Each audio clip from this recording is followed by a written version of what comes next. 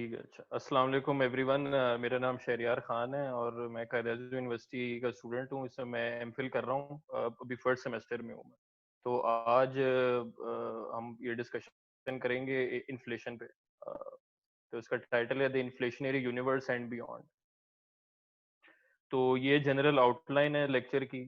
तो सबसे पहले हम डिस्कस करेंगे फंडामेंटल ऑब्जर्वेशन। जिस तरह जो बिलाल भाई, अगर आपने उनका भी लेक्चर अटेंड किया था पिछला, तो उन्होंने भी शुरू में ये चीज़ कुछ डिस्कस की थी कि अब फंडामेंटल ऑब्जर्वेशंस हमने क्या की जिसकी वजह से we were led to the big bang theory, कि बिग बैंग हुआ था क्योंकि हर कोई नहीं बिलीव करता था बिग बैंग में कुछ अरसे पहले। तो ये फंडामेंटल ऑब्जर्वेशन जब हो गई तो उसके बाद काफी ज्यादा लोग ऑलमोस्ट सारे कन्विंस हो गए कि बिग बैंग हुआ था। तो बिग बैंग काफी हमारा सबसे बड़ा मेजर मॉडल रहा काफी अरसे तक। तकरीबन 1970s तक हमारा मेजर लोग इसी पे बिलीव करते थे कि हाँ कॉस्मोलॉजी इसी तरह डिफाइन होती है। लेकिन फिर इवेंचुअली 1970s में आके बहुत सारे लोग थे, बड़े बड़े फेसेस थे। रॉबर्ट डिकी एक बहुत बड़ा नाम है। इन्होंने ना कुछ प्रॉब्लम्स आइडेंटिफाई करना शुरू कर दिए बिग बैंग मॉडल के साथ। ये बिग बैंग मॉडल हमारा परफेक्ट नहीं था। वो तो वैसे ही पता चल सकता है हमें कि बिग बैंग मॉडल परफेक्ट नहीं है, क्योंकि हमें वो T is equal to zero का तो नहीं बताता ना।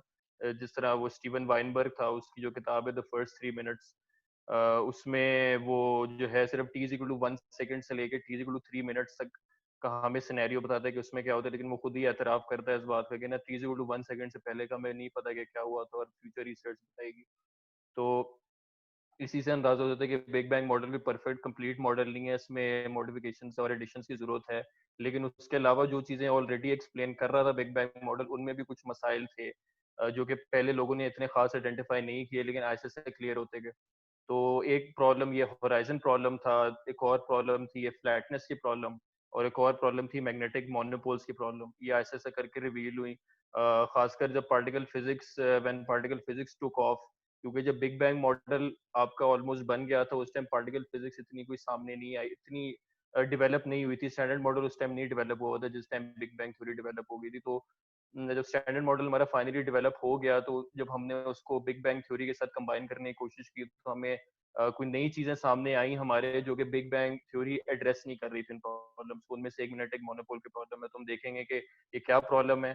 और तो उसके बाद फिर ये जो 3 प्रॉब्लम्स हैं, और भी बड़ी प्रॉब्लम्स है, लेकिन ये 3 मेजर प्रॉब्लम्स हैं। तो उसके बाद हम देखेंगे कि एलन गुथ गुथ और कुछ बड़े फेसेस थे, उन्होंने किस तरह इन 3 प्रॉब्लम्स को सॉल्व किया with the help of a new idea called inflation. तो ये बड़ा एक रिवोल्यूशनरी आइडिया था। हम देखेंगे कि इसने किस तरह इन 3 प्रॉब्लम्स को सॉल्व किया। तो और ये देखने के बाद कि इसने किस तरह प्रॉब्लम्स को सॉल्व किया, हम देखेंगे कि इन्फ्लेशन क्या एक हमारे पास एक कंप्लीट थ्योरी है या नहीं।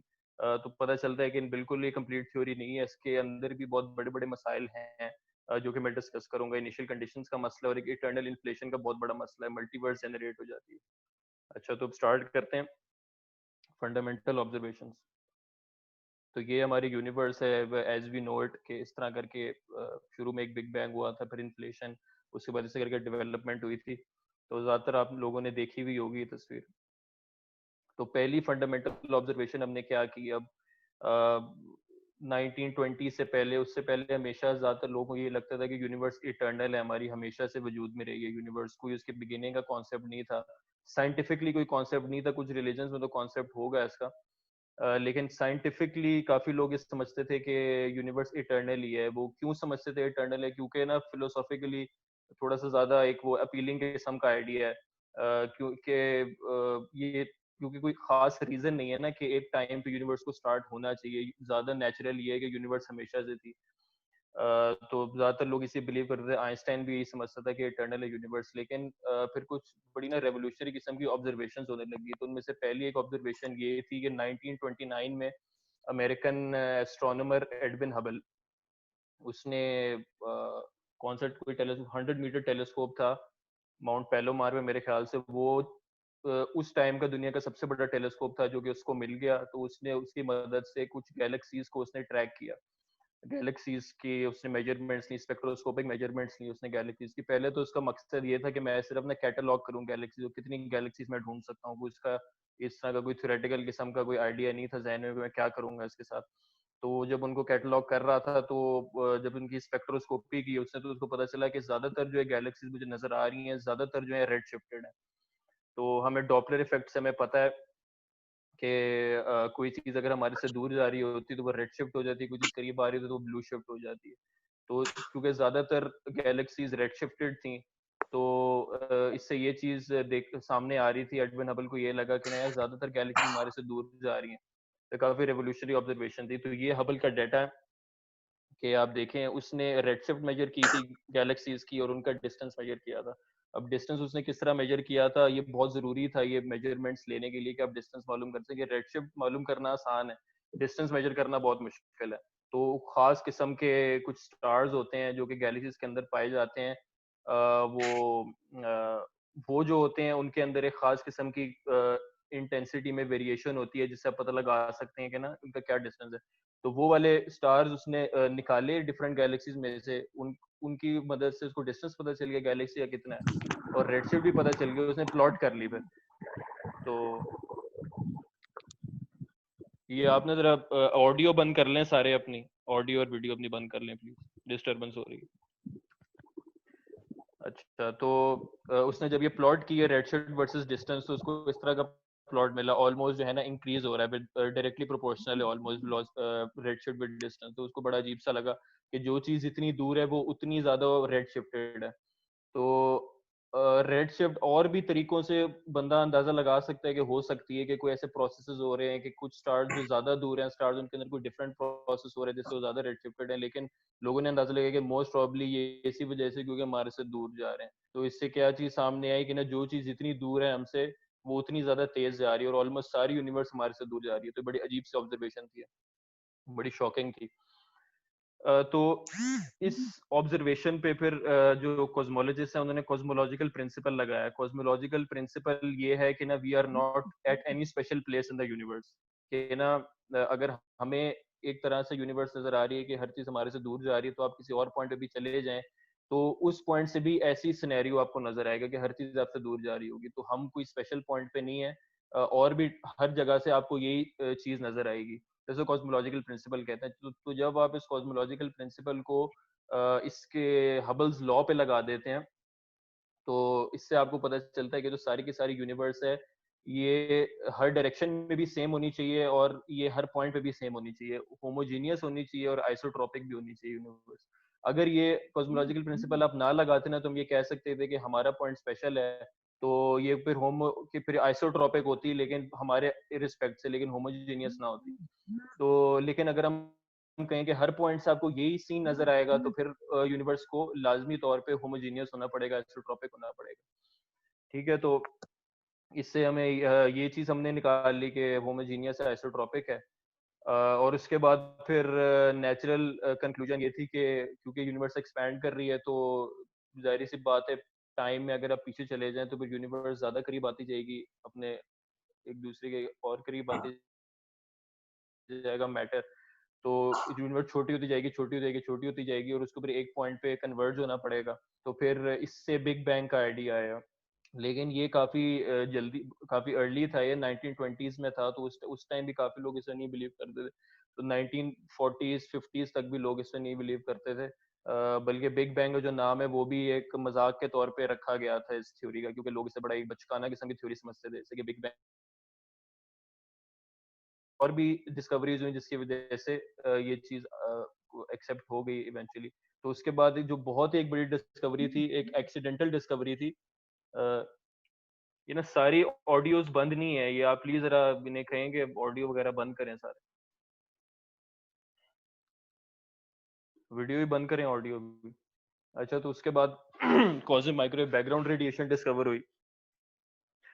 ये 1965 में दो रेडियो रेडियो इंजीनियर्स थे अमेरिकन, उन्होंने आर्नो पेंजियस और रॉबर्ट विल्सन, उन्होंने ये डिस्कवर किया। तो वो गलती से डिस्कवर कर लिया, उन्होंने नए रेडियो टेलीस्कोप्स लगाए थे अपनी लेबोरेटरी में कुछ कुछ और मेजर करने के लिए। तो उनने जब वो पहली दफा इंस्टॉल किया और टर्न ऑन किया, तो उनका एक बड़ी अजीब सी ना हर तरफ से हर डायरेक्शन से आती हुई एक नॉइज सी उन्हें मिली, जो कि ना माइक्रोवेव रीजन में थी वो नॉइज। तो उनको बड़ा अजीब सा लगा, उन्होंने काफी ज्यादा इसको ठीक करने की भी कोशिश की, लेकिन एंड में पता चला कि कोई एपरेटस के अंदर कोई फॉल्ट नहीं है, ये चीज एक कोई नेचुरल चीज है जो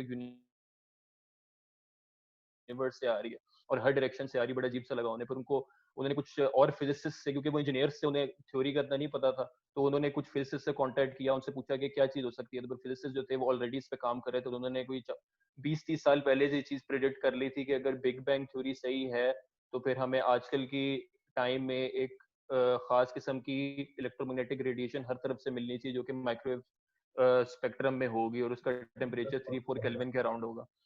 तो इन्होंने Why you use Denmark? तू गाली यार कट गया अपना तो। ऑडियो बंद कर लें यार प्लीज।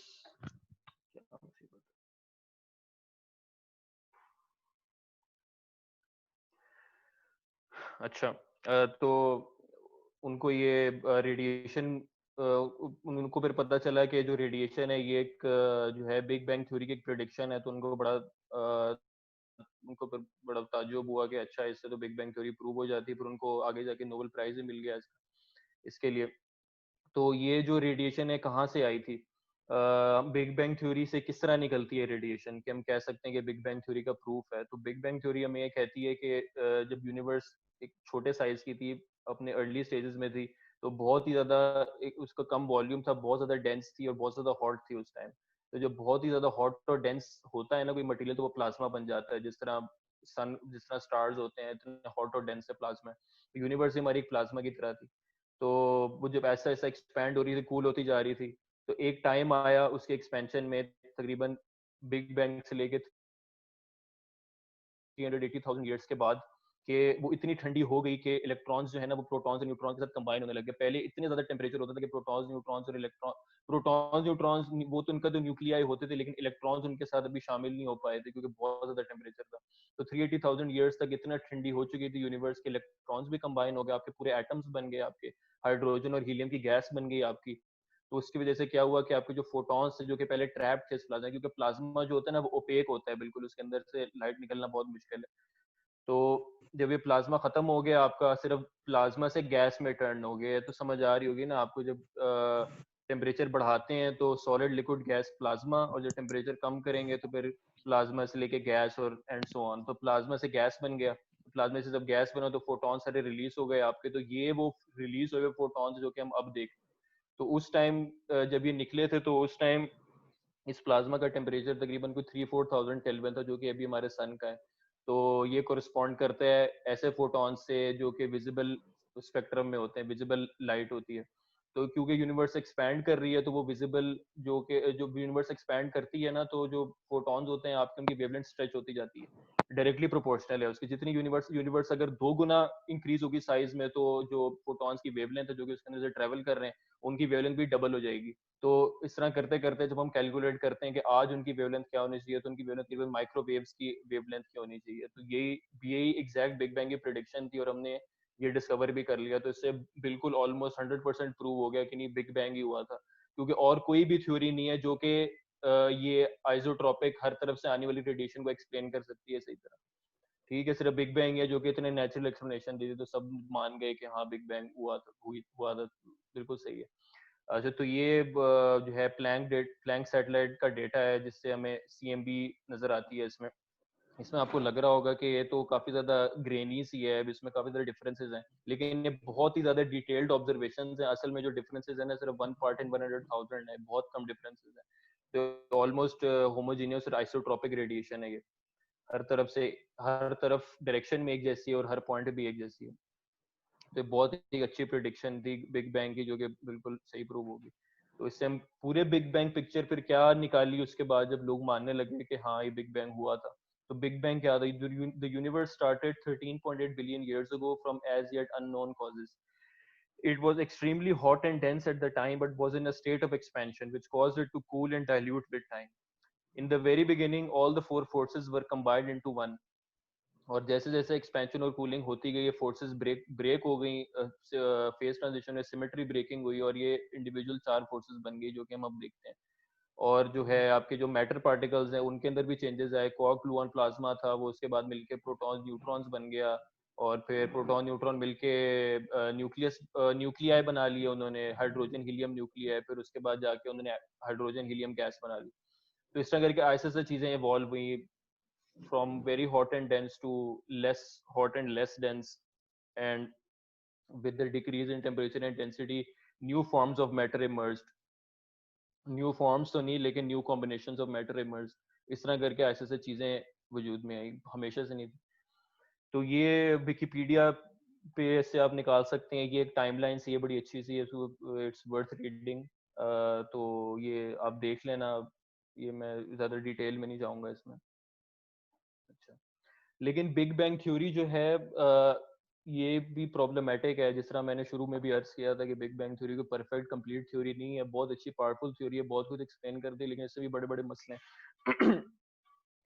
तो कुछ मसले जो हैं वो देखते हैं हम, क्या मसले हैं। एक फ्लैटनेस प्रॉब्लम है, होराइजन प्रॉब्लम है, मैग्नेटिक मोनोपोल प्रॉब्लम है, और भी प्रॉब्लम्स हैं लेकिन ये बड़ी मेजर प्रॉब्लम्स थी और इनका ताल्लुक इन्फ्लेशन से। तो फ्लैटनेस प्रॉब्लम क्या है, पहले मैं थोड़ी टर्म्स एक्सप्लेन कर देता हूँ आपको।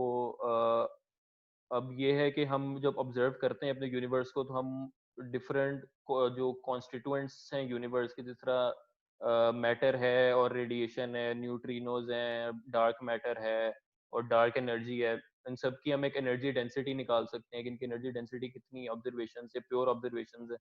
और हम कैलकुलेशन से ये भी निकाल सकते हैं कि क्रिटिकल डेंसिटी क्या होनी चाहिए यूनिवर्स की कि यूनिवर्स फ्लैट हो जाए।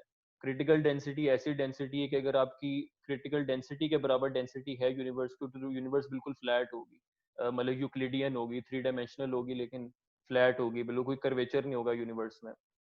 तो अगर आपकी जो डेंसिटी है वो क्रिटिकल डेंसिटी से ज्यादा है, तो इसका मतलब है ओमेगा ग्रेटर देन 1 है आपका, तो इसका मतलब है कि you have too much energy density. इसकी वजह से ये होगा कि कर्वेचर आपका पॉजिटिव हो गया, आपका कर्वेचर, और universe will turn back on itself, और जो यूनिवर्स है आपकी पॉजिटिवली कर्व्ड एक स्फीयर टाइप बन जाएगी यूनिवर्स आपकी। और अगर आपका जो एनर्जी डेंसिटी वो क्रिटिकल से कम है, तो फिर वो एक नेगेटिवली कर्व्ड यूनिवर्स बन जाएगी।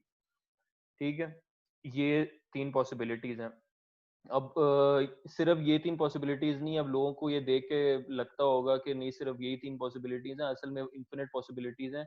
जनरल रिलेटिविटी में बहुत तरह की ज्योमेट्रीज पॉसिबल है, लेकिन ये 3 सिर्फ इस वजह से आती हैं क्योंकि हमने अज्यूम कर लिया है कि यूनिवर्स होमोजीनियस और आइसोट्रोपिक है, for the reasons I explained earlier.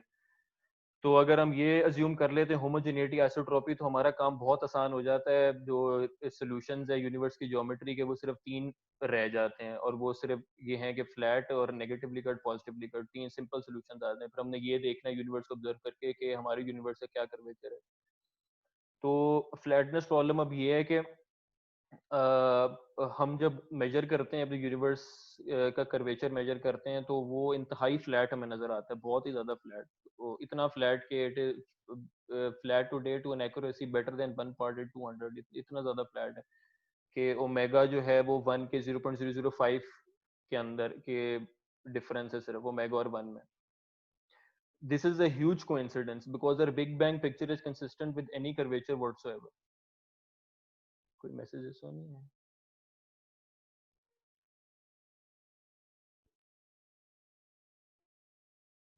क्या मैसेजेस हैं?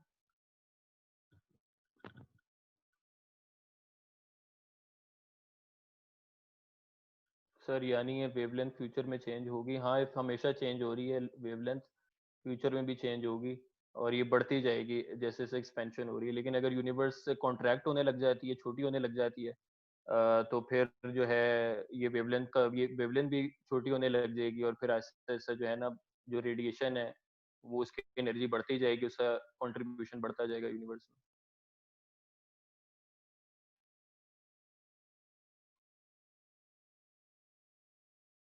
So flatness problem, the universe is observed to be flat today to an accuracy better than, अच्छा। तो ये हमें इंतहाई फ्लैट आज नजर आती है, तो ये बहुत बड़ा कोइंसिडेंस है, क्योंकि जो बिग बैंग पिक्चर है हमारी वो हमें कोई बिग बैंग के अंदर से कर्वेचर नहीं निकलता यूनिवर्स का। बिग बैंग सिर्फ हमें एवोल्यूशन के बारे में बता दो यूनिवर्स की, लेकिन ये जो कर्वेचर है ये बिल्कुल ही एक इनिशियल कंडीशन हमें खुद डालना पड़ता है। तो बिग बैंग को सिर्फ आप अगर आप फेस वैल्यू पे लें, तो कोई भी कर्वेचर हो सकता था यूनिवर्स का, +10 भी हो सकता था, -100 भी हो सकता था, कुछ भी हो सकता था। तो इतना 1 के करीब क्यों है, ये इतनी ज्यादा फ्लैट कोइंसिडेंस सा लग रहा है ये।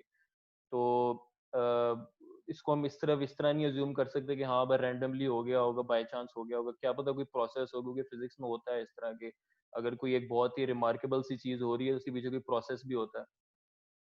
तो और ये मसला और भी ज़्यादा वो हो जाता है, बड़ा हो जाता है इस वजह से कि जैसे जैसे हम पास्ट में जाते जाते हैं तो universe gets flatter and flatter, universe का जो कर्वेचर है वो 1 के करीब जाता जाता है जैसे जैसे हम पास्ट में जाते जाते हैं, और जैसे जैसे हम फ्यूचर में जाते जाएंगे कर्वेचर और भी ज़्यादा इंक्रीज होता जाएगा यूनिवर्स का।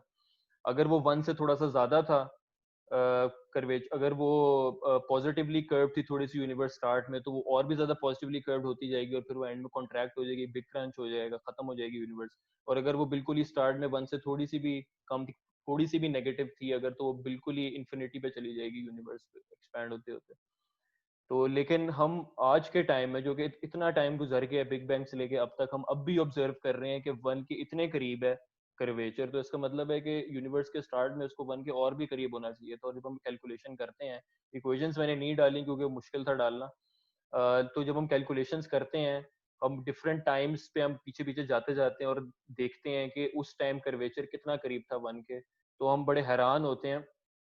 फॉर एग्जाम्पल जो प्लैंक एरा था यूनिवर्स का, बिल्कुल ही स्टार्टिंग का जो फेज था जिस टाइम सारी की सारी फोर्सेस कंबाइंड थी, उस टाइम जो कि ऑलमोस्ट हम कहते थे टी इक्वल टू 0 ही था, उस टाइम कर्वेचर को 1 के कितना करीब होना चाहिए था, to 1 part of 10 to the power 62। ये एक इंतहाई रिमार्केबल कोइंसिडेंस है, ये एक रैंडमली नहीं हो सकती इतनी बड़ी चीज के 1 पार्ट इन 10 पर 62 का चांस हो और वो चीज हो जाए, और चीजों के चांसेस ज्यादा हैं।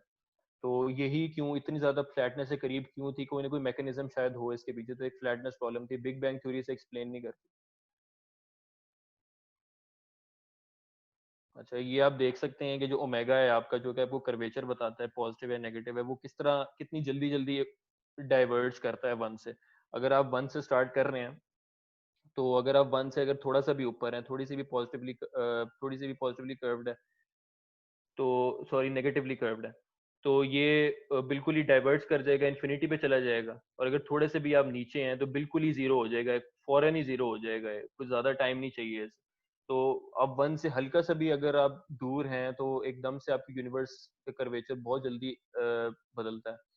लेकिन हम देखते हैं कि आज के टाइम में भी जो कर्वेचर है हमारा वो 1 के बहुत करीब है, इसका मतलब है कि उसको शुरू में भी बहुत करीब होना चाहिए था, तो एक प्रॉब्लम है, ये कोइंसिडेंस है काफी बड़ा।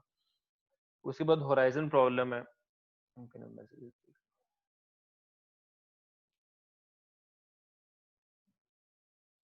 On this value of curvature unity depends upon the scaling factor. Uh, can't it be any other factor at present? समझ नहीं आया मुझे आपका सवाल।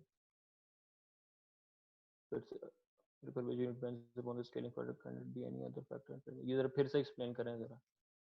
अच्छा, होराइजन प्रॉब्लम। जी शायद यार मैं लास्ट में पूछ लूंगा दोबारा। ठीक है ठीक है। अच्छा, द होराइजन प्रॉब्लम ये है कि जो पहले हमने चीज डिस्कस की थी कि यूनिवर्स जो है वो हर डायरेक्शन में भी सेम है और हर पॉइंट पे भी सेम नजर आती है हमें, होमोजीनियस है और आइसोट्रोपिक है हमारी यूनिवर्स।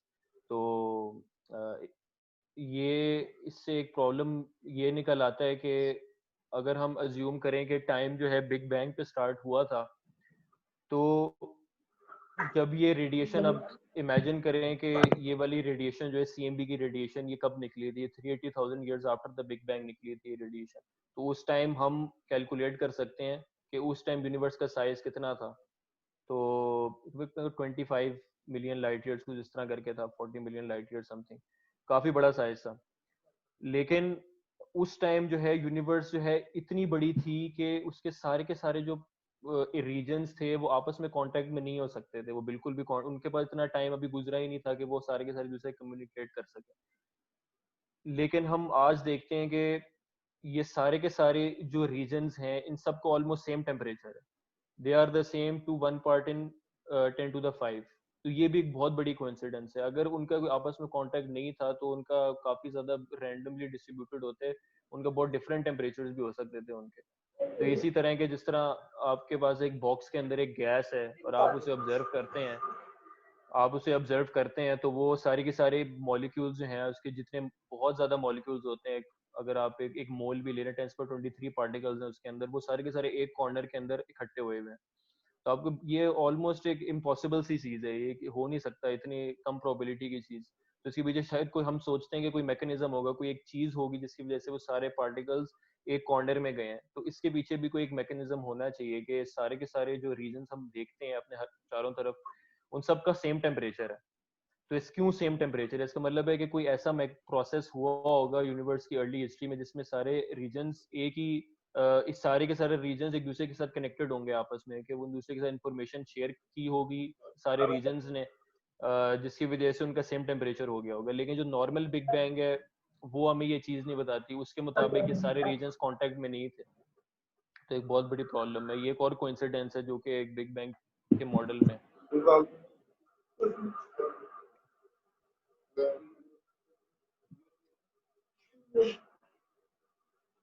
हाँ, ये वही चीज है जो मैंने बताई थी कि उस टाइम तक इतना टाइम नहीं गुजरा था कि यूनिवर्स के सारे रीजन जो हैं एक दूसरे के साथ कनेक्ट हो सकें और वो इन्फॉर्मेशन शेयर कर सके जिससे सबका टेम्परेचर सेम हो जाए। तो बहुत एक इम्पॉसिबल सी चीज है ये।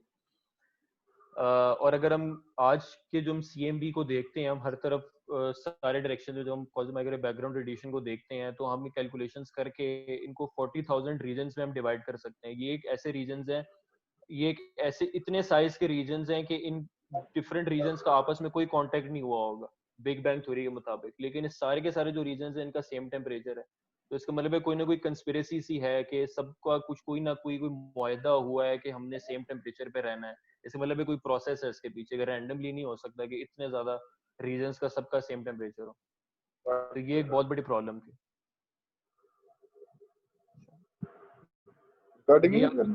ये आप देख सकते हैं, ये हम सेंटर में हम हैं और हम किसी भी डायरेक्शन में देखते हैं तो हमें हर तरफ कॉस्मिक बैकग्राउंड रेडिएशन नजर आती है। 15 बिलियन ईयर्स अगो, ऑलमोस्ट उतनी पुरानी रेडिएशन। लेकिन ये जो आप छोटे सर्कल्स देख रहे हैं, अगर आप ये बड़े सर्कल में कोई भी आप फोटोन उठा लें इस बड़े सर्कल से, तो ये जो छोटा सर्कल रिप्रेजेंट कर रहा है कि कितने डिस्टेंस तक उस पॉइंट के जो फोटॉन्स हैं उनका कितने रीजन तक उनका कांटेक्ट रह सका होगा बिग बैंग से लेके CMB के टाइम तक। इतनी उनका कॉजली कनेक्टेड रीजन इतना सा था, ये जो छोटा सा सर्कल है। लेकिन ये जो फुल बड़ा सर्कल है, इस फुल बड़े बड़े सर्कल में यूनिफॉर्मिटी नजर आती है। तो ये इसके पीछे इसके पीछे क्या रीजन है, बिग बैंग हमें कुछ नहीं बताती, ये कोइंसिडेंस है बहुत बड़ा। क्योंकि ये अगर ये सबसे ये छोटी बॉल है, इसमें अगर अब यूनिफॉर्मिटी देखते हैं तो फिर हम कह सकते हैं चलो ठीक है लॉजिकल है, लेकिन इस पूरे बड़े रीजन में हमें यूनिफॉर्मिटी नजर आ रही है, एक ये इसके पीछे कोई रीजन होगा। अच्छा, उसके बाद एक और प्रॉब्लम है बिग बैंग के साथ। ये जो प्रॉब्लम है ये तब आई, जो मैं बता रहा था शुरू में, कि जो हमने पार्टिकल फिजिक्स को ना कॉस्मोलॉजी के साथ कंबाइन किया। तो पार्टिकल फिजिक्स हमें ये कहती है कि जैसे जैसे हम हायर एनर्जीज पे जाते रहते हैं, हमारी फोर्सेस कंबाइन होती रहती हैं। तो सबसे पहले जो है आपकी जो इलेक्ट्रोमैग्नेटिक फोर्स है वीक फोर्स के साथ कंबाइन होती है तकरीबन 1 टेरा इलेक्ट्रॉन वोल्ट की एनर्जी पे। उससे आपको इलेक्ट्रिक वीक फोर्स मिलती है, उसके साथ और पार्टिकल्स एसोसिएटेड होते हैं जिस तरह डब्ल्यू एंड जी बोसॉन्स। फिर आप और हायर एनर्जीज पे जाते हैं, 10^12 TeV के अराउंड जाते हैं आप, 1 ट्रिलियन TeV के अराउंड। तो उसमें ये होता है कि आपके पास इतनी एनर्जी आ जाती है, और ये हुआ भी था बिग बैंग के बाद, कि आपकी मैग्नेटिक फोर्स, वीक फोर्स और स्ट्रॉन्ग फोर्स आपस में कंबाइन हो जाती है, तीन फोर्सेस कंबाइन हो जाती हैं। तो ये जब तीन फोर्सेस कंबाइंड थी और यूनिवर्स एक्सपैंड हो रही थी, और जब ये टाइम खत्म हुआ, ये जो ग्रैंड यूनिफाइड थ्योरीज कहते हैं ना, जब ये तीनों फोर्सेस कंबाइंड थी, जब ये टाइम खत्म हुआ तो वो तीन फोर्सेस सेपरेट हो गई, इलेक्ट्रोवीक अलग हो गई और स्ट्रॉन्ग अलग हो गई। तो इनके अलग होने की वजह से आपको मैग्नेटिक मोनोपोल नजर आने चाहिए थे आपको। जब सिमेट्री ब्रेकिंग होती है ना, तो उसकी वजह से ये टोपोलॉजिकल डिफेक्ट्स कहते हैं ना, ये बन जाते हैं। तो ये बहुत ज्यादा प्रेडिक्ट हुए थे, ये ऑलमोस्ट सारी ग्रैंड यूनिफाइड थ्योरीज प्रेडिक्ट कर रही थी कि मैग्नेटिक मोनोपोल्स लाजमी बनने चाहिए अगर हमारा पार्टिकल फिजिक्स की अंडरस्टैंडिंग सही है तो। लेकिन हमें नजर नहीं आते मैग्नेटिक मोनोपोल्स। प्रिडिक्ट किया जा रहा था कि ऑलमोस्ट उस टाइम 10^82 पर क्यूबिक मीटर बने होंगे, ये बहुत बड़ा नंबर है। Energy density 10^94। तो गट एरा के दौरान जो आपकी इलेक्ट्रोमैग्नेटिक रेडिएशन थी, इस इसकी कंट्रीब्यूशन ज्यादा थी आपके मैग्नेटिक मोनोपोल से। लेकिन जैसे जैसे हमें पता है, अपनी ऑडियो बंद कर लें यार प्लीज सारे। पंगा पा छोड़े कंपनी कमांडर, ये मसला है मेरे को। ये चीफ नहीं सर आई थिंक होस्ट के पास ये इजाजत होती है। क्या छूटा है, हालांकि उसको इतना तंग नहीं किया। शहरियार आप कर सकते हो म्यूट को, आप होस्ट हो। अच्छा, ये है कौन?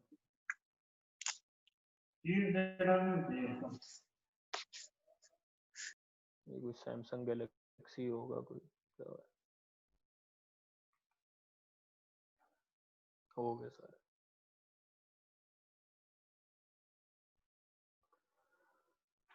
अच्छा। तो जैसे मैं बता रहा था कि पार्टिकल फिजिक्स ये हमें बता रही थी कि बहुत ज़्यादा मैग्नेटिक मोनोपोल्स होने चाहिए अर्ली यूनिवर्स में, 10^82 पर क्यूबिक मीटर के अराउंड बनने चाहिए थे, लेकिन हमें आज ऐसा बिल्कुल भी हमें ऑलमोस्ट मैग्नेटिक मोनोपोल्स नहीं नजर आते। तो इसके पीछे क्या वजह हो सकती है कि मैग्नेटिक मोनोपोल्स हमें नजर नहीं आ रहे, लेकिन सारी थ्योरीज प्रिडिक्ट कर रही हैं कि होने चाहिए। तो क्या पता कोई ऐसा, तो हम ये भी कोइंसिडेंस भी हम कह सकते हैं कि क्या पता कोइंसिडेंस हो, हम ऐसे हम यूनिवर्स के, हमारी जो ऑब्जर्वेबल यूनिवर्स है एक ऐसा सेक्शन हो पूरी यूनिवर्स का जिसे मैग्नेटिक मोनोपोल गलती से वहां पे कोई आया ही नहीं है अभी तक, दूसरे रीजन्स में है, लेकिन एक बहुत बड़ी कोइंसिडेंस है, हो नहीं सकता ऐसा कोई प्रोसेस होगा जिसकी वजह से वो हमारी यूनिवर्स से डाइल्यूट अवे हो गए होंगे किसी तरह, या फिर खत्म हो गए होंगे। तो अब इन्फ्लेशन की पिक्चर आ जाती है कि इन्फ्लेशन इंट्रोड्यूस की गई इन प्रॉब्लम्स को सॉल्व करने के लिए। So inflation was invented in the early 1980s by Alan Guth in order to solve these problems with the Big Bang. Cosmic inflation postulates that inflation occurred due to the existence of an extremely small patch of exotic material about 10 to the power minus 30 meters across that expanded due to repulsive gravity. This patch expanded exponentially with a time constant of about 10 to the power minus 38 seconds. जिसका मतलब है कि ये almost 2.7 गुना universe बड़ी हर 10 to the power minus 38 seconds के बाद, और ये तकरीबन कोई 60 से लेके 100 तक इस तरह करके प्रोसेस हुए कि होती गई डबल। रोटी पकानी है रोज।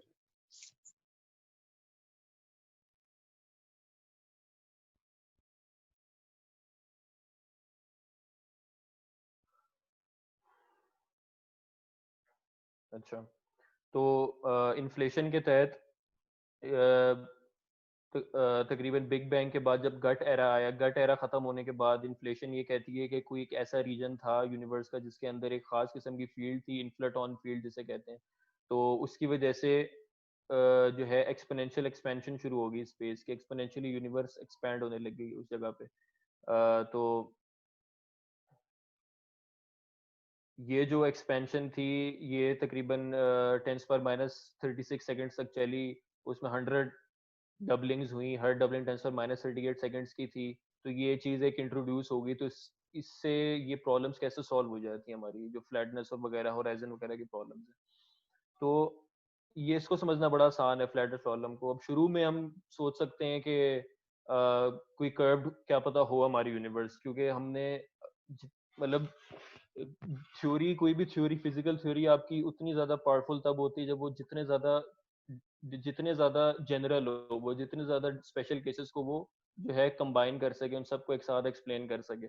तो बिग बैंग थ्योरी जो थी वो हमें फोर्स कर रही थी कि नहीं, हम एक ही सिनेरियो को हमें पिक करना पड़ेगा कि बहुत ही ज्यादा फ्लैट थी यूनिवर्स, लेकिन इन्फ्लेशन किस तरह ज्यादा जनरल है कि इसके मुताबिक यूनिवर्स का कर्वेचर कुछ भी हो सकता था शुरू में, पॉजिटिवली इंतहाई पॉजिटिव भी हो सकता था, इंतहाई नेगेटिव भी हो सकता था।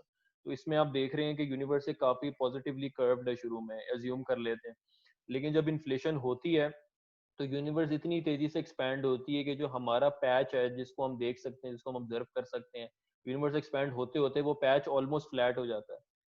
तो हम, क्योंकि हमें पता है कि यूनिवर्स हमारी आज कितनी फ्लैट है, तो हम ये अंदाजा लगा सकते हैं कि कितनी इन्फ्लेशन हुई होगी इन्फ्लेशनरी एरा के दौरान कि यूनिवर्स इतनी फ्लैट हो जाए हमारे आजकल के ऑब्जर्वेशंस के मुताबिक। तो काफी अच्छी तरह ये चीज जो है हमें फ्लैटनेस दे देती है। तो when we introduce exponential expansion, omega is quickly driven to 1. In fact, omega is driven exponentially to 1 as time goes on. क्योंकि exponential expansion है, इसकी equations भी हैं, मैं बोल के दिखा देता हूँ equations।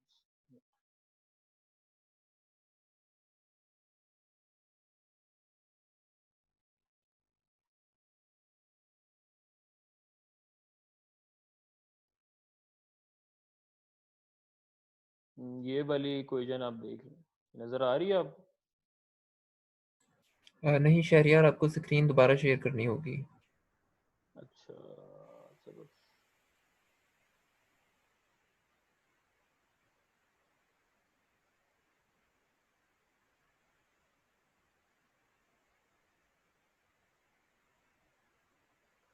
जी ये नज़र आ रहा है? जी अच्छा, ये जो इक्वेशन मैंने हाईलाइट की हुई है इसे आप देख सकते हैं। 1 - ओमेगा ऑफ टी जो है ये आपको डिफरेंस बता रहा है, ये हमारे करंट कर्वेचर का और 1 के दरमियान का डिफरेंस बता रहा है कि कितना है। तो अगर हम इन्फ्लेशन को इंट्रोड्यूस कर देते हैं तो ये जो ओमेगा जो है आपको कर्वेचर बताता है, फ्लैटनेस बताता है आपको, 1 है परफेक्टली फ्लैट। तो राइट साइड पे आप देख रहे हैं कि जब हम इन्फ्लेशन को इंट्रोड्यूस करते हैं तो e⁻⁻2HIT है, जैसे जैसे टाइम बढ़ता जाएगा ये चीज डिक्रीज होती जाएगी, बहुत ही तेजी से डिक्रीज होगी, एक्सपोनेंशियली डिक्रीज होगी। इसका मतलब है कि ओमेगा और 1 के दरमियान जो डिफरेंस है वो भी एक्सपोनेंशियली डिक्रीज होगा। इसका मतलब है कि हमारे यूनिवर्स का जो कर्वेचर है वो एक्सपोनेंशियली 1 की तरफ जाएगा, एक्सपोनेंशियली फ्लैट होगा। और जो हमारा स्टार्टिंग ओमेगा है वो कुछ भी हो सकता है, बहुत ज्यादा पॉजिटिव भी हो सकता है, बहुत ज्यादा नेगेटिव भी हो सकता है। लेकिन इन्फ्लेशन बहुत जल्दी जो है उसको 1 की तरफ ड्राइव कर देगी, बड़ी नेचुरली कर देती है आप 1 की तरफ इसे ड्राइव। तो ये काफी नेचुरल सा सोल्यूशन है इसका। तो हम जब देखते हैं कि हमारी यूनिवर्स जो है वो देखें यूनिवर्स कितनी फ्लैट है आज।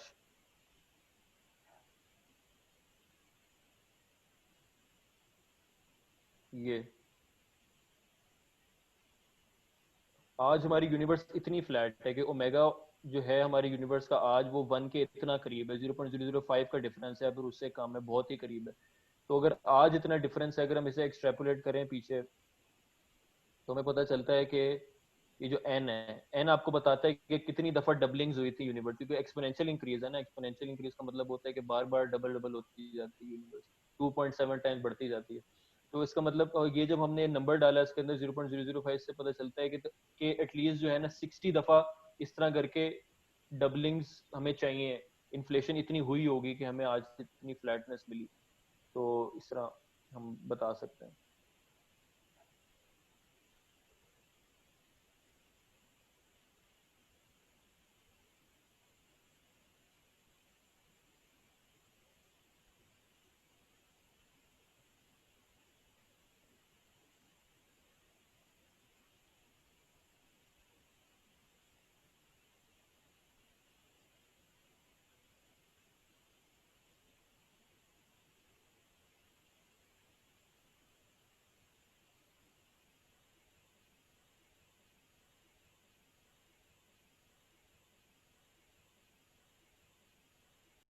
अच्छा, हाँ कर दी है recording start.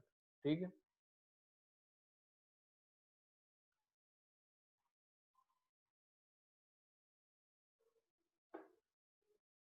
Ji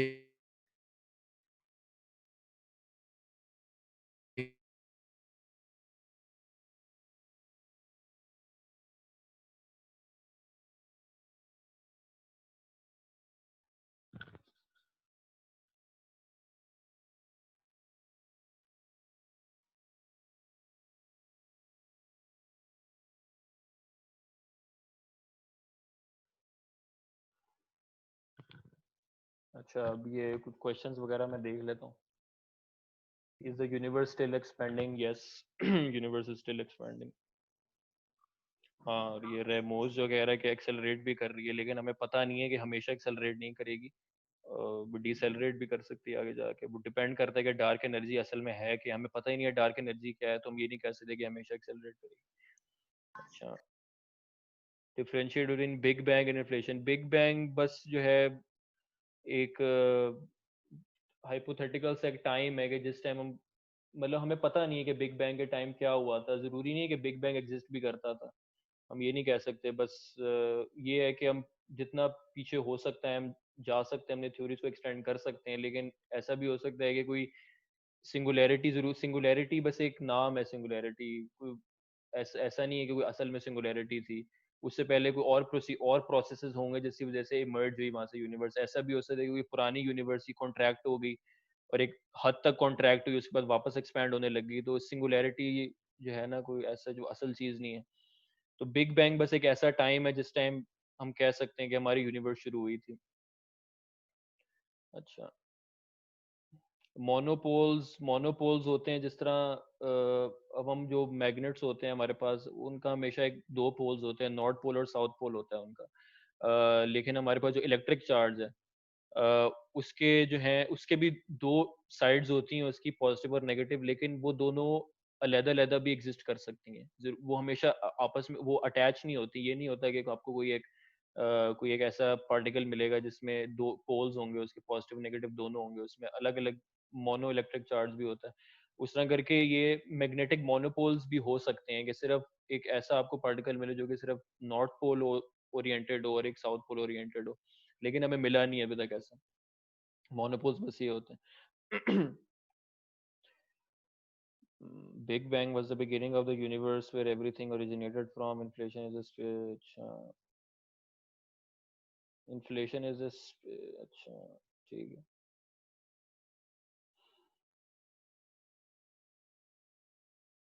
universe expand how we can calculate, जो मैंने बताया था कि गैलेक्सीज हमारे से दूर जा रही हैं, तो ज़्यादातर गैलेक्सीज रेड शिफ्टेड हैं। इससे हम अंदाज़ा लगा सकते हैं कि हमारे से ऑलमोस्ट हर चीज़ दूर जा रही है, तो यूनिवर्स एक्सपैंड कर रही होगी यूनिवर्स, जाहिर सी बात है। और यही सबसे प्लॉजिबल सिनेरियो है।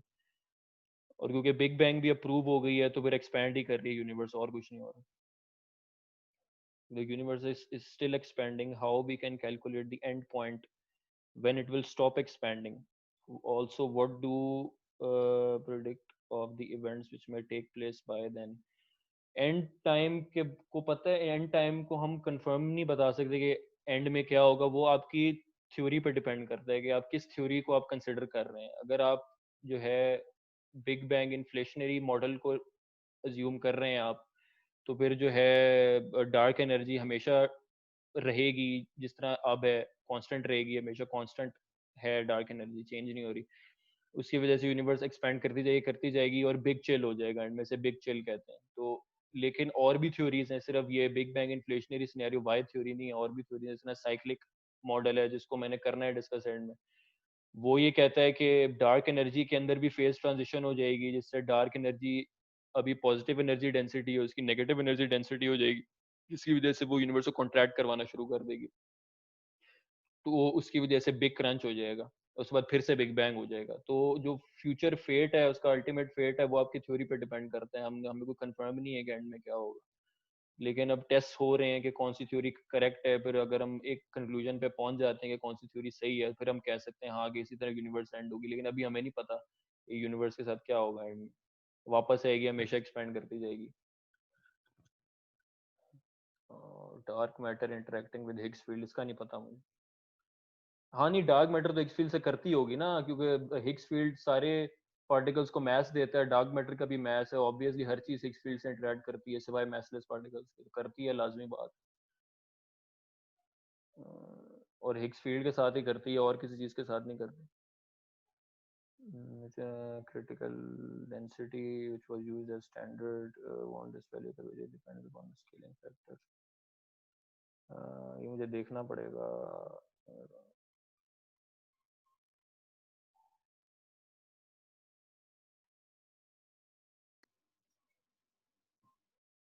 या बुक से निकाल के आपको बताऊंगा, अभी नहीं याद।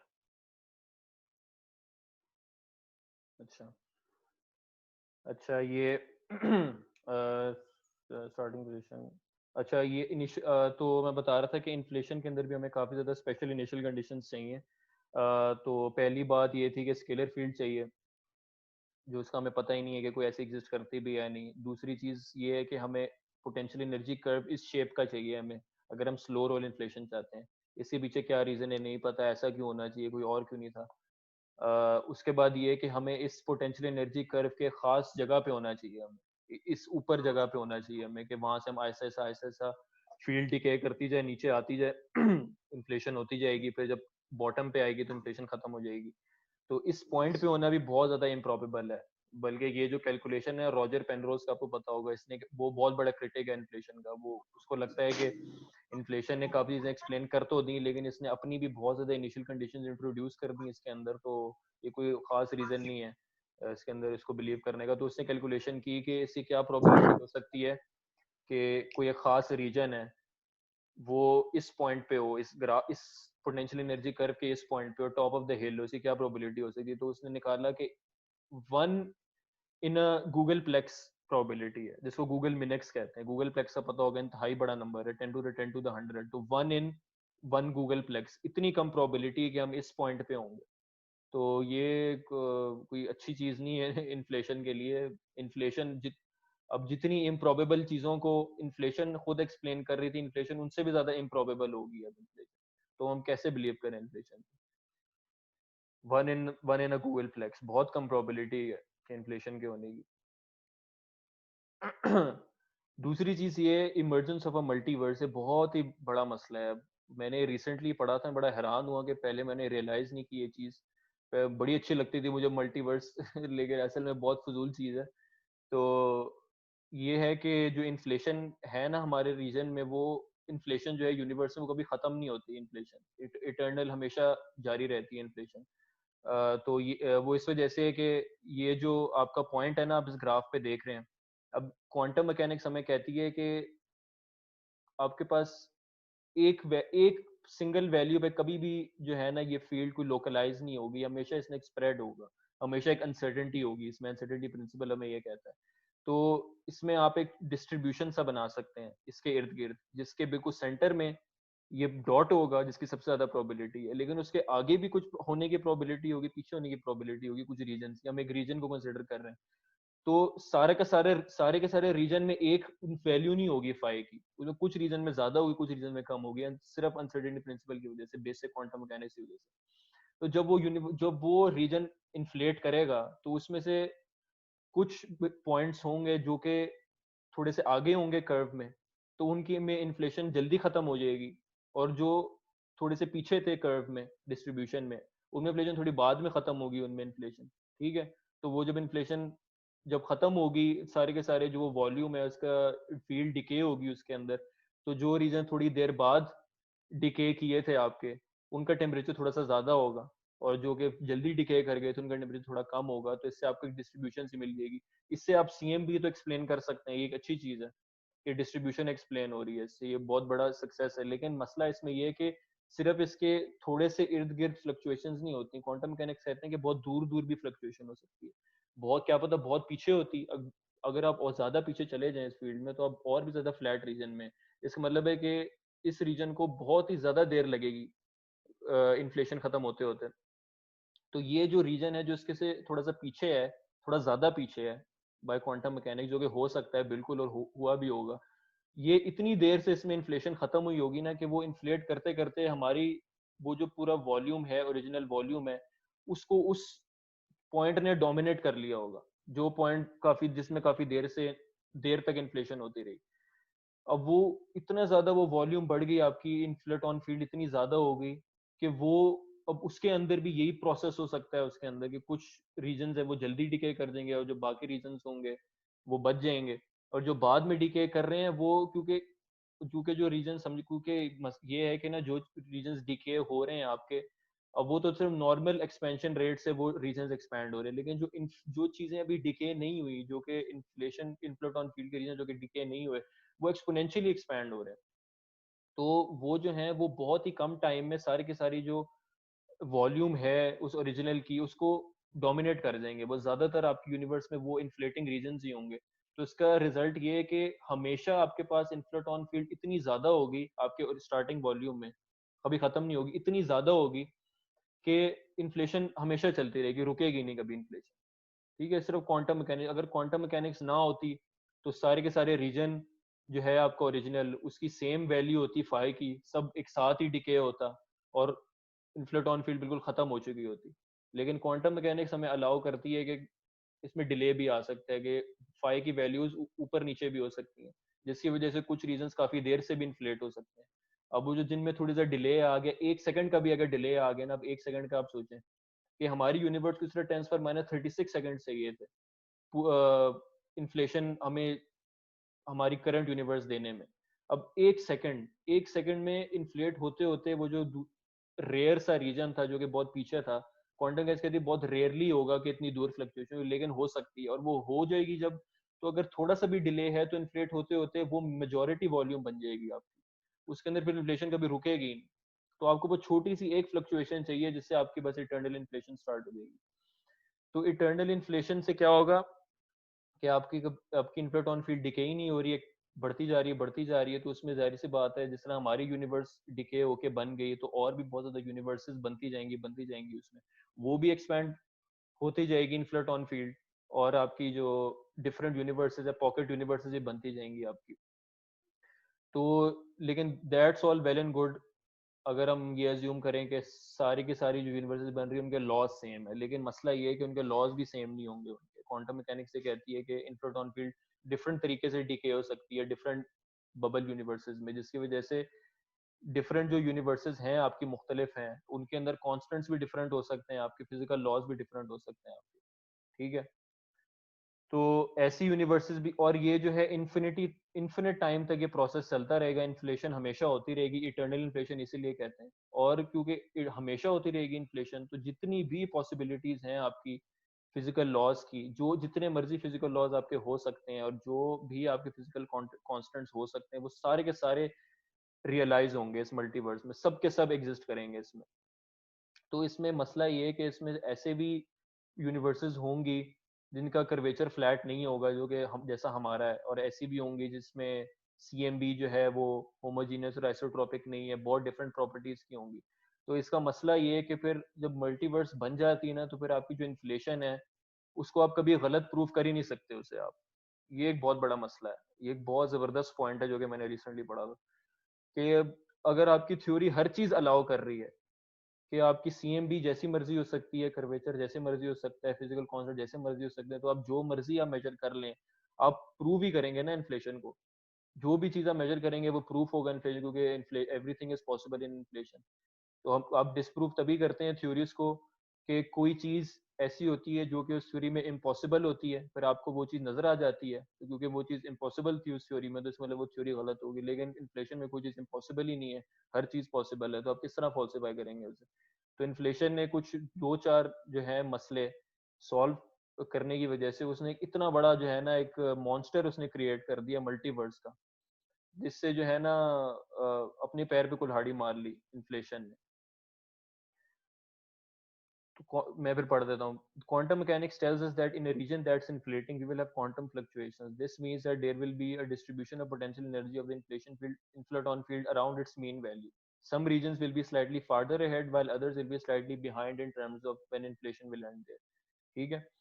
But the problem is that quantum mechanics allows the existence of fluctuations quite far away from the current value as well. बहुत दूर की भी fluctuations हो सकती हैं. This means that these regions are still inflating while the region under question has decayed. हमारा तो decay कर गया है, लेकिन ऐसे भी regions होंगे जो कि अभी तक inflate कर रहे होंगे.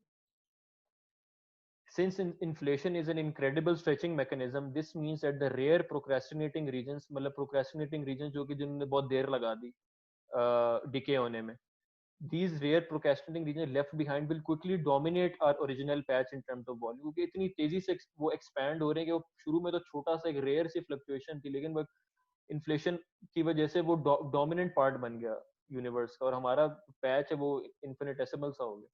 This patch will in turn lead to the same phenomenon such that inflation never ends. We have eternal inflation. Though a multiverse seems to be too much, we might have been okay with it had all the individual universes had the same physical laws. अगर सबके same physical laws होते तो हम कहते हैं कि चलो खैर है, मल्टीवर्स सारी यूनिवर्सेस सेम ही हैं, तो इसका मतलब है कि हाँ इन्फ्लेशन के अंदर प्रेडिक्टिव पावर है, इन्फ्लेशन कैसे बता सकती है क्या चीज़ पॉसिबल है क्या चीज़ गलत है। लेकिन मसला ये है कि ये सारी यूनिवर्सेस डिफरेंट हो सकती हैं। Quantum mechanics allows for the possibility that the inflaton field may decay differently in different patches, thus leading to completely different laws and physical constants. Thus, unfortunately, inflation shoots itself in the foot with the creation of a multiverse. Since all laws and physical constants are possible, every kind of physical observation is also possible in the multiverse. Thus, inflation predicts everything to be the case and is hence unfalsifiable. There are universes in the infinite multiverse that may not be flat and that may not have the same black body spectrum in the CMB as our universe. So whatever observation we make, it will always confirm inflation. This is a fatal flaw. ठीक है? तो इन multiverse मजे की चीज तो लगती है, लेकिन ये जो है ना इन्फ्लेशन को बिल्कुल खोखला कर दिया है मल्टीवर्स ने, और इन्फ्लेशन को अवॉइड नहीं कर सकते। ये चीज प्रूव हो गई थी 1983 में। पॉल स्टाइनहार्ट जो था वो एक बहुत बड़ा क्रिटिक है, उसने ये चीज डिराइव कर ली कि यार इन्फ्लेशन खत्म नहीं होगी, हमेशा होती रहेगी, इन्फ्लेशन इटर्नल होगी। ठीक है, उसके बाद फिर एक और फेसिस था, उसने ये प्रूव कर दी चीज के जो मर्जी इन्फ्लेशन का मॉडल हो उसमें इटर्नल इन्फ्लेशन हो गई, एक बेसिक सी चीज़ है। तो ये लेकिन ये बहुत बड़ा मसला है क्योंकि अब जो इन्फ्लेशन के सपोर्टर्स हैं, जो प्लान का डेटा आया था वो बड़ा मैच कर रहा था इन्फ्लेशन की प्रिडिक्शंस के साथ, और बहुत आसानी से इन्फ्लेशन मसले हल कर लेता है हमारे बिग बैंक के। लेकिन ये इन्फ्लेशन का मसला ये है कि हर चीज़ प्रिडिक्ट कर देती है इन्फ्लेशन। अब हमारी यूनिवर्स के अंदर रैंडमली ये चीज़ें आ गई जो कि हमें नज़र आती हैं, लेकिन और हर चीज़ पॉसिबल है और एग्जिस्ट भी करती है अगर इन्फ्लेशन ठीक है तो।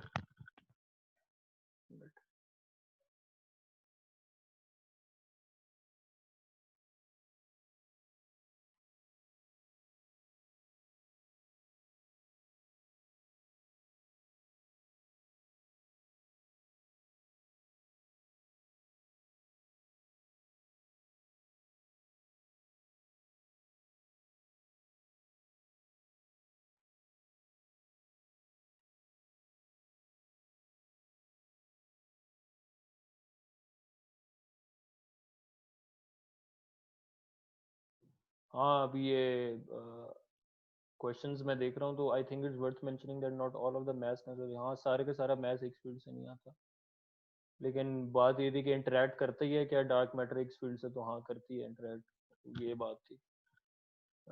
वैल्यू ऑफ क्रिटिकल डेंसिटी, हाँ फ्रीडमैन इक्वेशन से ही निकलती है क्रिटिकल डेंसिटी। तो ये मैं डेरिवेशन आपको दिखा दूंगा मैं इसकी, इतनी बड़ी चीज़ नहीं है ये। अच्छा, will the lowest energy state be the zero energy state for this potential? नहीं, ज़रूरी नहीं है कि ज़ीरो ही हो, बस ये है कि मिनिमम होना चाहिए। यूवर गेट जो है ना, लोकल मिनिमम या ग्लोबल मिनिमम होना चाहिए, ज़रूरी नहीं कि ज़ीरो पे ही हो, लेकिन ये है कि स्टेबल हो जाएगी उधर जाके। अच्छा, तो ये जो मैं बता रहा था, ये एक बहुत बड़ा मसला है इन्फ्लेशन के साथ कि इसने ना मल्टीवर्स उठा के दे दी हमें। तो इसकी वजह से इसके अंदर से कोई प्रिडिक्टेबिलिटी इसके अंदर से जो है ना, फॉल्सिफाइबिलिटी अब इसके अंदर नहीं रही। तो हम ये नहीं कह सकते कि सही है गलत है इन्फ्लेशन। तो इसके इसकी वजह से हमें और थ्योरीज को कंसिडर करना पड़ेगा। तो मैंने इसमें स्लाइड्स नहीं डाली कुछ, जो कि मैं साइक्लिक मॉडल को एक्सप्लेन करना चाह रहा था, तो मैं वैसे ही एक्सप्लेन कर देता हूँ साइक्लिक मॉडल को। तो जैसा मैंने पॉल स्टाइनहार्ट का बताया था, उसने ये चीज़ ये मल्टीवर्स है। तो उस पॉल स्टाइनहार्ट ने ये चीज़ हमें बताई थी कि इटर्नल इन्फ्लेशन हो सकती है, कि इन्फ्लेशन हमेशा जारी रहेगी और डिफरेंट जो पैचेस हैं उनमें डिफरेंट लॉज होंगे। तो ये उस तो इसी चीज़ की बेसिस पे वो बहुत ज़्यादा क्रिटिसाइज करने लग गए इन्फ्लेशन को, कि अब इन्फ्लेशन हर चीज़ ही प्रिडिक्ट कर रही है इन्फ्लेशन। बल्कि ये नहीं है कि सिर्फ पॉल स्टाइनहार्ट कह रहा है, जो इन्फ्लेशन के सपोर्टर्स हैं, बल्कि जो जिन्होंने थ्योरी इन्वेंट की थी वो भी यही कहते हैं, कि जिस तरह एलन गुथ है, वो कहता है कि not only is everything possible in the multiverse, but everything is possible in infinite number of times, क्योंकि इन्फिनिटी है ना, तो हर चीज जो है ना इन्फिनिट आपको मिल जाएगी इसमें, और हर चीज पॉसिबल है। तो प्रिडिक्टेबिलिटी खत्म होगी, तो इसकी इसकी वजह से हमें फिर ना और थ्योरी की तरफ देखना चाहिए। तो उसमें ये है कि कुछ थ्योरिस्ट कहते हैं कि अगर हम क्वांटम ग्रेविटी को डिस्कवर कर लेते हैं तो क्या पता क्वांटम ग्रेविटी, अब ये जो शुरू की इनिशियल कंडीशंस की प्रॉब्लम थी कि फ्लैटनेस हमारी इतनी ज़्यादा फ्लैट क्यों है और इतनी ज़्यादा होमोजीनियस क्यों है, तो अगर हम क्वांटम ग्रेविटी को डिस्कवर कर लेते हैं फाइनल थ्योरी को, क्या पता उसकी इक्वेशंस के अंदर से एक और मैकेनिज्म निकल जाए जिसकी वजह से फ्लैटनेस मिल जाती है हमें और होमोजेनिटी आइसोट्रॉपी मिल जाती है। तो हम ज़रूरी नहीं है कि इन्फ्लेशन ही सही हो, और अगर इन्फ्लेशन में से एक इतनी बुरी चीज़ निकल रही है जैसे मल्टीवर्स है, तो हमें नहीं इतना यकीन रखना चाहिए इन्फ्लेशन पे। क्या पता और कोई हमें थ्योरी मिल जाए या फिर और कोई मैकेनिज्म हो जिसकी वजह से मसले हल हो रहे हो। ठीक है, तो उनमें से एक मॉडल जो है, जो कि पॉल स्टाइनहार्ट ने दिया था, वो है साइक्लिक मॉडल। तो साइक्लिक मॉडल में ये है कि जो यूनिवर्स है वो बिग क्रंच और बिग बैंग बार बार होता रहता है यूनिवर्स में। तो यूनिवर्स एक्सपैंड करती है और यूनिवर्स के वो कहते हैं कि डार्क एनर्जी उसके अंदर शामिल करते हैं, लेकिन डार्क एनर्जी एक कांस्टेंट चीज़ नहीं है इस वाले साइक्लिक मॉडल में, बल्कि डार्क एनर्जी को वो रिप्लेस करते हैं एक और चीज़ से जिसे क्विंटेसेंस कहते हैं, क्विंटेसेंस। तो क्विंटेसेंस एक ऐसी फील्ड है जो कि जिसके अंदर फेज ट्रांजिशन हो सकता है, जो कि तब्दील हो सकती है। तो ये थ्योरी कहती है कि ये जो क्विंटेसेंस है इसकी अभी पॉजिटिव एनर्जी है जिसकी वजह से यूनिवर्स की एक्सेलरेटेड एक्सपेंशन हो रही है, लेकिन फिर ऐसा भी होगा लाजमी तौर पे कि इसके अंदर एक फेज ट्रांजिशन आएगा जिसकी वजह से उसकी एनर्जी नेगेटिव हो जाएगी, जिसकी वजह से वापस कॉन्ट्रैक्शन शुरू हो जाएगी। तो वापस कॉन्ट्रैक्शन शुरू हो जाएगी, फिर वापस यूनिवर्स जो है ओरिजिनल बिग बैंग सिनेरियो की तरफ जाएगी, और फिर बिग बैंग सिनेरियो के पास की तरफ जाने के बाद फिर वापस एक बाउंस होगा, जैसे बिग बाउंस कहते हैं, उसके बाद वापस यूनिवर्स एक्सपैंड होने लग जाएगी। तो लेकिन फिर बात ये है कि क्या ये वाली जो थ्योरी है, ये जो ओरिजिनल मसले थे जो कि इन्फ्लेशन ने सॉल्व किए थे, उनको ये सॉल्व कर सकेगी ये थ्योरी? तो जो पहली हमारे पास चीज़ थी, फ्लैटनेस प्रॉब्लम थी हमारे पास, वो क्या थी? वो ये थी कि यूनिवर्स बहुत ज़्यादा फ्लैट है, तो साइक्लिक मॉडल से हमें फ्लैटनेस मिल सकती है? तो अब जवाब ये है कि हाँ, मिल सकती है। जैसे मैंने बताया था कि यूनिवर्स जब कॉन्ट्रैक्ट होती है तो वो मज़ीद फ्लैट होती जाती है यूनिवर्स। कर्वेचर टर्म जो है वो, उसका जो इफेक्ट है वो ख़त्म होता जाता है जैसे जैसे यूनिवर्स कॉन्ट्रैक्ट, जैसे जैसे एक्सपैंड होती जाती है। जिस तरह मैंने ग्राफ दिखाया था आपको, वो जैसे जैसे टाइम में आगे जा रहे हैं वो डाइवर्ट्स कर रहा है, और सेम चीज़ है, जैसे जैसे आप टाइम में पीछे आएंगे तो वो फ्लैटनेस की तरफ जाता रहेगा। तो अगर हम अज्यूम करें कि साइक्लिक यूनिवर्स है हमारी असल में, तो हमारे बिग बैंग से पहले एक और यूनिवर्स थी जो कि कॉन्ट्रैक्ट हुई। तो वो जब कॉन्ट्रैक्ट हो रही थी तो वो टाइम में बैकवर्ड्स जा रही थी ना, ऑलमोस्ट वो बिग बैंग सिनेरियो की तरफ जा रही थी। तो जब वो बिग बैंग की तरफ जा रही थी तो जाहिर सी बात है, जब आप बैकवर्ड जाते हैं टाइम में, जैसे मैंने बताया, तो फ्लैट होती जाती है यूनिवर्स। तो क्योंकि जो पिछली यूनिवर्स थी वो कॉन्ट्रैक्ट हुई, कॉन्ट्रैक्शन फेज में आई, तो उसने बहुत ऑलमोस्ट सारी की सारी उसने फ्लैटनेस, परफेक्ट फ्लैटनेस उसने अचीव कर ली जब वो इस वाले फेज में आई। उसके बाद फिर वापस बाउंस हो गया और हमारी यूनिवर्स बन गई। तो हमारे पास फ्लैटनेस कहाँ से आई? वो पिछली यूनिवर्स ने दी हमें फ्लैटनेस। ये साइक्लिक मॉडल ये कहता है कि पिछली यूनिवर्स ने हमें दी है फ्लैटनेस, क्योंकि वो कॉन्ट्रैक्ट हुई, सब कुछ फ्लैट हो गया, फिर हम एक्सपैंड करने लग गए। तो कॉन्ट्रैक्शन इतनी ज्यादा हो गई थी, ये एक एक्स्ट्रा चीज है जो हमें डालनी पड़ती है। कितनी कॉन्ट्रैक्शन होनी चाहिए थी कि हमें उतनी फ्लैटनेस मिले जितनी हमें चाहिए? तो लेकिन ये एक अच्छा सा सिनेरियो है कि हाँ, वो कॉन्ट्रैक्ट होगी, फ्लैट फ्लैट हो गई यूनिवर्स बिल्कुल, और फिर उसके बाद हमें हमारी यूनिवर्स बन गई।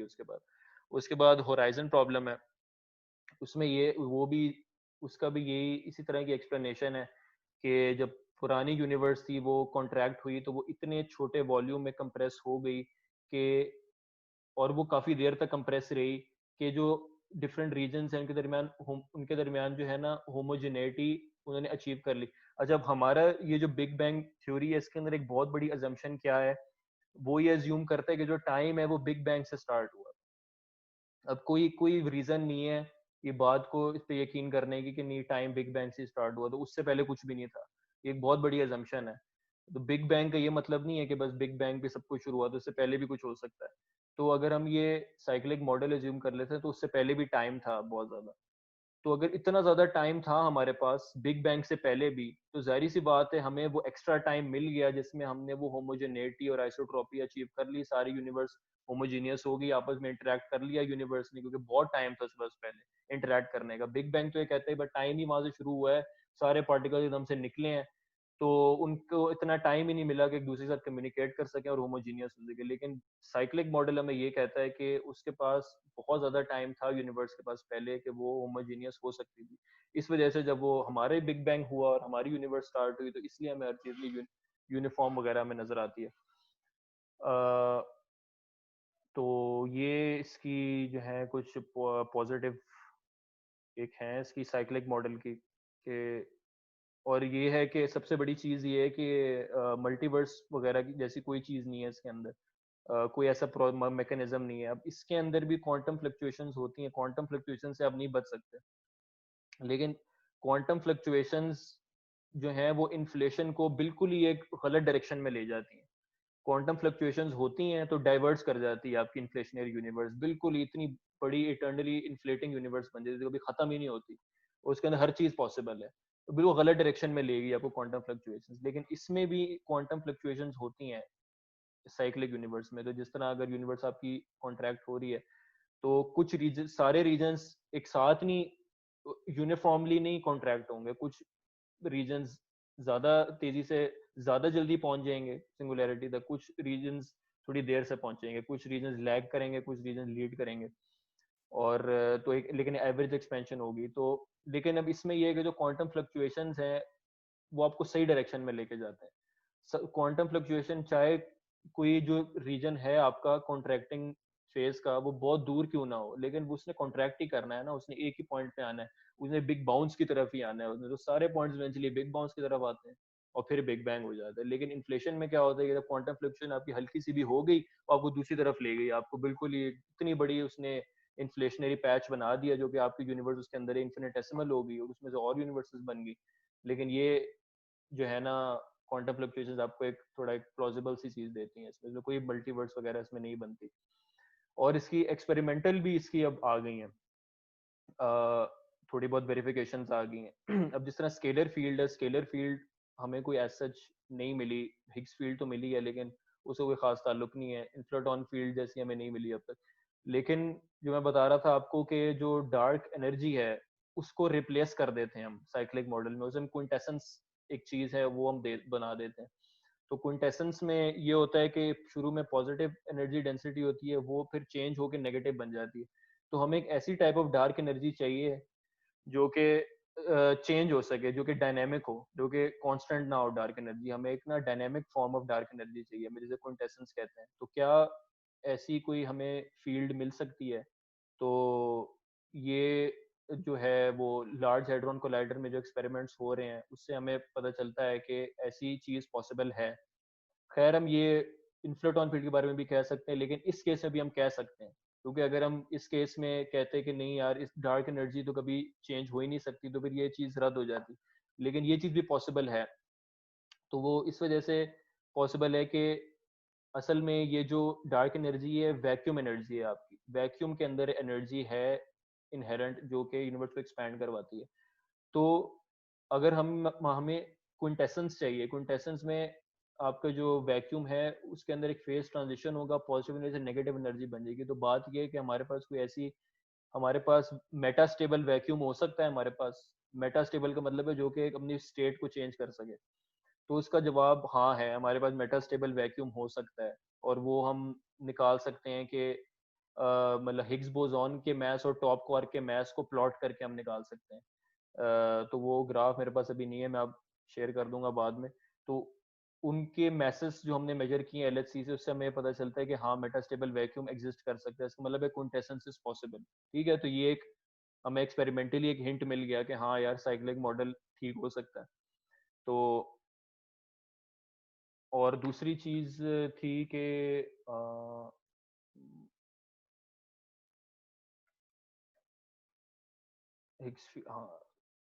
यार दूसरी चीज एक मिनट।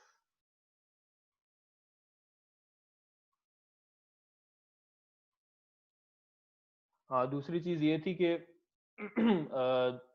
बी मोड्स का आपने सुना होगा, जो सी एम बी है उसमें हम उस वो जो है C M B perfectly uniform नहीं, उसमें पोलराइजेशन भी होती है, उसमें कुछ डायरेक्शंस में आपको पोलराइजेशन मिलती है इलेक्ट्रोमैग्नेटिक फील्ड्स की, और मतलब परफेक्टली यूनिफॉर्म नहीं है। तो उसमें ई मोड्स भी होते हैं, इलेक्ट्रिक फील्ड की पोलराइजेशन भी होती है, मैग्नेटिक फील्ड की पोलराइजेशन भी होती है, बी मोड्स भी होते हैं उसमें। तो इन्फ्लेशन जो है वो बी मोड्स के खास वैल्यू प्रिडिक्ट करती है, वो कहती है कि बी मोड्स में होनी चाहिए पोलराइजेशन, बिल्कुल होनी चाहिए, और उसे खास एक रेंज प्रिडिक्ट करती है।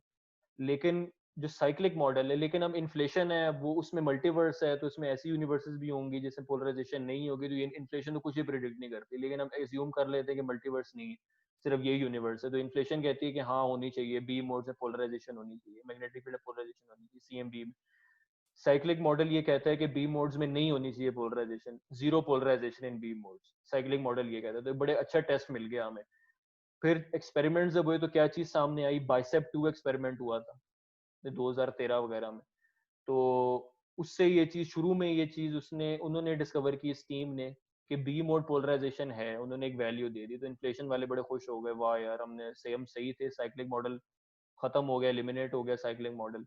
लेकिन उसके बाद फिर जब उन्होंने फर्दर एनालिसिस किया इस पे, तो 2017-2018 में ये चीज पता चली कि जो है जो बी मोड की पोलराइजेशन हमें नजर आई थी, असल में हमारी गैलेक्सी में डस्ट की वजह से थी, कि बीच में डस्ट आ रही थी, उसकी वजह से पोलराइजेशन होगी, उसमें से जब सीएमबी की लाइट गुजर रही थी तो वो पोलराइज हो गई गलती से। तो वो जब हमने डस्ट एलिमिनेट की डेटा में से, तो बी मोड पोलराइजेशन जीरो होगी। तो इससे क्या चीज साबित हुई कि जो है साइक्लिक के इन्फ्लेशन की प्रिडिक्शन गलत होगी और साइक्लिक मॉडल के साथ कंसिस्टेंट होगी। तो ये एक और हमें एक पॉजिटिव पॉइंट, प्लस पॉइंट मिल गया साइक्लिक मॉडल का। तो इसी वजह से, और सबसे बड़ी बात जो मेरे लिए ये है कि फिलोसॉफिकली बहुत ही एक अजीब सी चीज़ है मल्टीवर्स का होना। इससे तो फिजिक्स ही आपकी खत्म हो जाती है, क्योंकि फिजिक्स का काम ही ये है कि आप लॉज आप डिस्कवर कर सकें जिससे आप चीज़ों को प्रिडिक्ट कर सकें। लेकिन जब हर चीज़ पॉसिबल है तो कोई फ़ायदा ही नहीं है आपको लॉज ढूंढने का, क्योंकि हर चीज़ ही हो रही है। एक आप हमारी यूनिवर्स एक प्लेनेट की तरह ही बन जाती है कि हमारी प्लेनेट में खास तरह की बायोलॉजी और एटमॉस्फेयर है, दूसरे प्लेनेट से बिल्कुल और तरह की एटमॉस्फेयर है, तो हम कोई लॉज नहीं निकाल सकते एटमॉस्फेयर के लिए, क्योंकि बिल्कुल रैंडम है। तो इसी तरह मल्टीवर्स अगर है तो हमारी यूनिवर्स भी रैंडम है, तो कोई लॉज निकालने का कोई फायदा ही नहीं है यूनिवर्स का। तो लेकिन तो इसीलिए मल्टीवर्स का और कोई फायदा भी नहीं है मल्टीवर्स का। तो इसीलिए हमें चाहिए कि हम कोई ऐसा मॉडल ढूंढे जो कि वो शुरू की सारी प्रॉब्लम्स वो हल कर ले, horizon flatness, magnetic monopole etcetera etcetera, with the traditional big bang theory. ठीक है। और लेकिन ऐसा भी हो जो मल्टीवर्स जैसी चीज ना दे। तो इस वजह से मुझे साइक्लिक मॉडल जो है ना ज्यादा अपीलिंग लगता है। ठीक है, तो अब मैं खत्म करता हूँ। Thank you.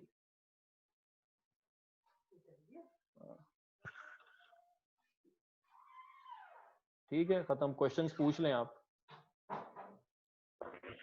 जी मेरा ख्याल शहरियार बाकी जो सारे हैं पार्टिसिपेंट्स उनसे भी मैं कहता हूँ कि अगर कोई सवाल है तो वो आप ऑडियो पे पूछ सकते हैं या चैट में अगर आप पूछ लें हाँ, ऑडियो तो में फिर पूछ इसके लो। बाद और हम ऑडियो में लिखने में टाइम लगता है, ऑडियो में पूछ लो जिसने भी सवाल पूछना। शर्मा रहे हो तो फिर टेक्स्ट पे पूछ लो।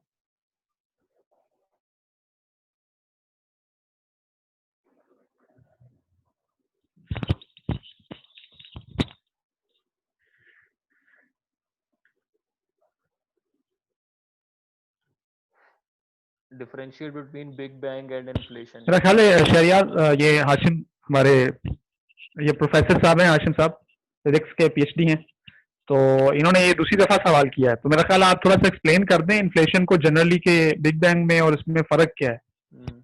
अच्छा, बिग बैंग जो है वो हम कहते हैं कि यूनिवर्स का स्टार्ट है। बिग बैंग, बिग बैंग एक ऐसा टाइम था कि जब हमारी कायनात वजूद में आई। हमें ये नहीं पता कि कैसे वजूद में आई, कि या फिर बिग बैंग था भी या नहीं। लेकिन हम ये अज्यूम कर लेते हैं कि एक ऐसा पॉइंट इन टाइम है कि हमारी यूनिवर्स इस टाइम स्टार्ट हो गई। तो उसके बाद क्या हुआ कि जब बिग बैंग आपका हो गया, तो उसके बाद जो मैं जिस तरह मैंने समझाया कि वो मैं स्लाइड भी ले आता हूँ।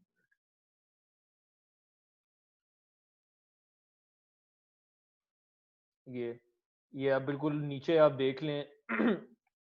बिग बैंग हुआ आपका, और तो बिग बैंग के होने के तकरीबन प्लैंक टाइम तक, प्लैनेट टाइम सर -43 सेकेंड तक प्लैंक एरा था आपका, जिसके अंदर सारी फोर्सेस कंबाइंड थी आपकी।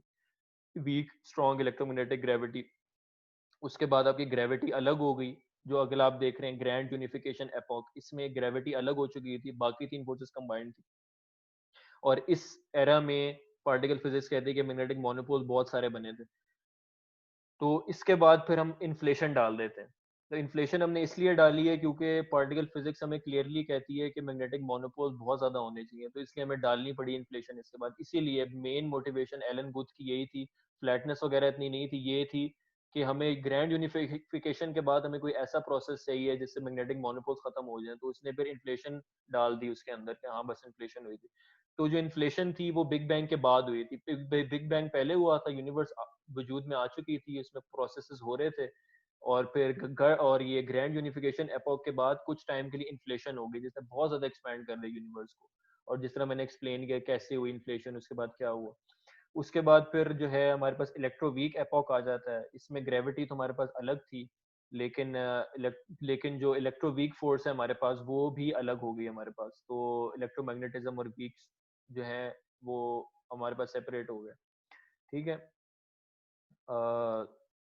ठीक है, उसके बाद फिर इलेक्ट्रो वीक भी सेपरेट हो गई, इलेक्ट्रोमैग्नेटिज्म और वीक में चार फोर्सेस आ गई। उसके बाद फलाना फलाना फिर आपके पास जो मैटर है वो इवॉल्व हुआ, क्वार्क्स थे। फिर जो क्वार्क्स थे उन्होंने बाउंड स्टेट्स बना ली, हेड्रॉन्स बना लिए, प्रोटॉन्स न्यूट्रॉन्स वगैरह, इलेक्ट्रॉन्स भी मौजूद थे आपके पास। अब इन्फ्लेशन अगर सही है तो फिर इन्फ्लेशन ये कहती है कि इन्फ्लेटॉन फील्ड के डिके होने से सारे पार्टिकल्स आए हमारे पास। ठीक है, तो ये सारे पार्टिकल्स आ गए, क्वार्क सूप था, फिर प्रोटॉन न्यूट्रॉन्स आ गए, फोटॉन्स से, न्यूट्रॉन्स से इलेक्ट्रॉन्स थे। प्रोटॉन्स न्यूट्रॉन्स फिर ऐसे ऐसा इवॉल्व हुए। तो जब यूनिवर्स इतनी कूल डाउन हो गई तो प्रोटॉन्स न्यूट्रॉन्स कंबाइन होने लग गए, न्यूक्लियाई बनाने लग गए डिफरेंट तरह के। तो उस टाइम बस ये हुआ था कि वो ज्यादातर जो है हाइड्रोजन न्यूक्लियाई बने थे और हीलियम न्यूक्लियाई बने थे और थोड़े बहुत लिथियम के न्यूक्लियाई बने थे, उससे ज्यादा नहीं बने।